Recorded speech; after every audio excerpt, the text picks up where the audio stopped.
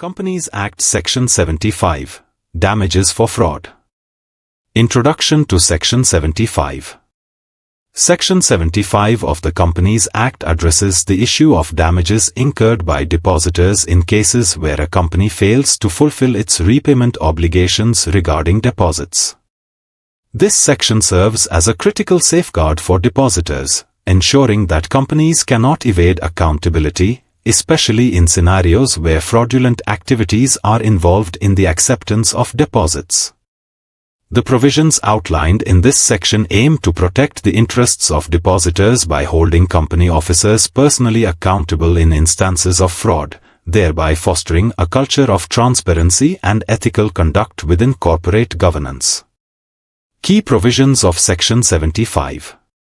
1. Liability for non-payment of deposits. Failure to repay.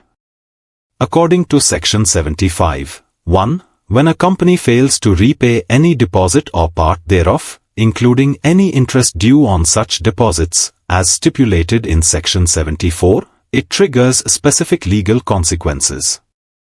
If it is demonstrated that the deposits were accepted with fraudulent intent specifically to deceive depositors or for any fraudulent purpose, the implications are severe. Personal responsibility of company officers. In such instances, every officer of the company who was responsible for the acceptance of those deposits is deemed personally liable for the losses incurred by the depositors. This personal liability is emphasized as being without limitation, meaning that the officers cannot escape financial accountability by claiming a cap on their responsibility. This provision serves as a strong deterrent against fraudulent practices, ensuring that those in positions of authority are held to a high standard of accountability. Relation to other provisions. The personal liability of the company officers remains intact without prejudice to any other liabilities they may face under Section 447 of the Act, which deals with punishments for fraud. This linkage reinforces the legal framework aimed at combating fraudulent activities within corporate entities. 2. Right to legal action for affected parties. Legal recourse for depositors.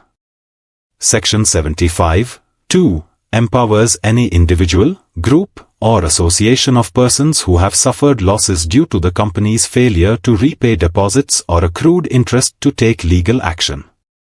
This means that depositors are not limited in their response to the company's failure. They can initiate lawsuits or other legal proceedings to seek redress for their losses. Scope of action. The ability to take legal action extends to any losses incurred as a direct result of the company's non-compliance with its repayment obligations.